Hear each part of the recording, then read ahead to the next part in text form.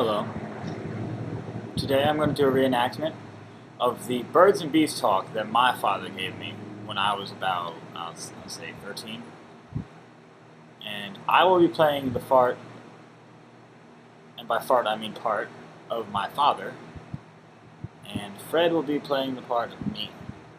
Now, this talk initially happened while me and my father were on our way to get to a bagel shop.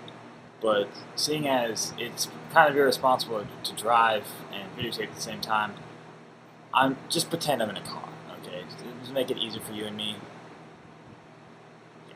So anyway, here we go. Son, Yeah? you're not gay, are you? No. Good. Figure the rest out on your own.